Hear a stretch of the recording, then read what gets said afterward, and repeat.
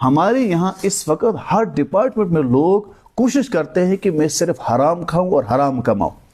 ایسا نہیں کہ ہم کہیں کہ فلانی بندہ فلانی جگہ نوکری کرتا ہے وہ حرام کھاتا ہے. نہیں, میں آپ کو دکھاؤں گا.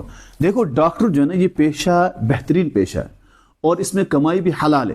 کیا ڈاکٹر کوشش کرتا ہے میں حلال کماؤں؟ اس کی نوکری ڈیوٹی شروع ہوتے 10 بجے, ختم 4 بجے. یہ آتا ہے 11 بجے, پھر یہ کھائے گا کھانا 1 گھنٹہ, پھر یہ نکلے گا 3 بجے. اب اس نے جو اپنی ڈیوٹی ٹائم پر نہیں دی, اس کی کمائی اس کے لیے کیا ہے؟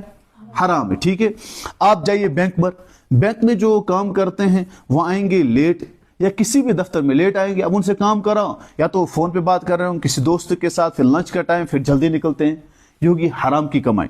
جاؤ درزی کے پاس, ہے پلوز تھے سویت ژٕ وٲتِو صبح کینٛہہ پرواے چھُنہٕ کل آنا, بیٚکہِ دۄہ چیٖز یِم ییٚمہِ ہفتہٕ, کل پرسوں کل پرسوں کل پرسوں کر کے سُہ کھٮ۪وان کیا رٮ۪تھ 2 رٮ۪تھ. اگر آج آپ نے پھیرن ڈالا تم دن فروریس میں, پتہ کت لگ مارچس میں لگے. جھوٹ بول بول کے وہ کمائی کر رہے ہیں. یہ حرام کی کمائی کی نہیں. آپ سے دکاندار خدا قسم ییتس پیومت, ہے واللہ ییتس پیومت, بہ زینہ ژےٚ نش, ژےٚ پنن نفر چھکھ, 100 کی چیز وہ 800 میں 900 میں بیچ رہا ہے. اور آپ دیکھیں گے اس طرح کی بیماریاں چلتے اور قسم کھاتا ہے, جھوٹ بولتا ہے اور پھر کمائی کر رہے. حلال کی ہو سکتی ہے؟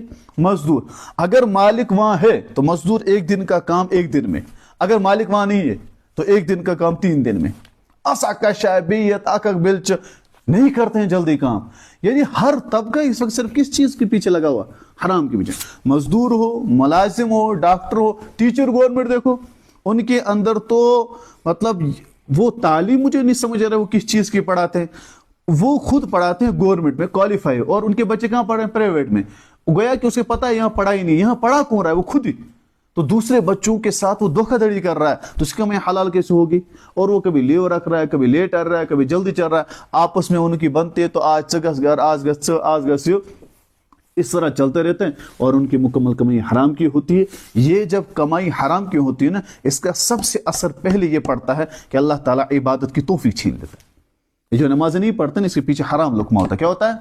اور پھر جب بچوں پر جاتا ہے نا, یہی بچے پھر باپ کو پیٹتے ہیں.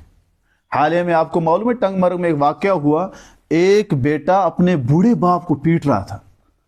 یہ اس قوم کے لیے ایک بہت بڑا المیہ ہے کہ بوڑھا باپ بزرگ ہے, کمزور ہے, اسے بیٹا پیٹ رہا ہے سرے عام. بیٹا باپ پر ہاتھ اٹھائے, اس کی بنیاد یہ ہے ایک بیٹی کی تربیت نہ ہو, دوسرا حرام لقمہ ہو. یہ 2 چیزیں جب ہوتی ہے تو پھر بیٹا باپ کو پیٹے گا ہی. لیکن باپ کی بھی غلطیاں ہوتی ہیں کہ وہ اپنے بچوں کی تربیت کرتے. ہمارے یہاں کشمیر میں دین کی تعلیم دینے کے لیے ایک باپ بھی تیار نہیں ہے. مکمل طور پر اسکول ٹیویشن, اسکول ٹیویشن, اسکول ٹیویشن, اور مدرسہ, قرآن, دین, شریعت نہیں. کیا کرے گا؟ ڈاکٹر بنے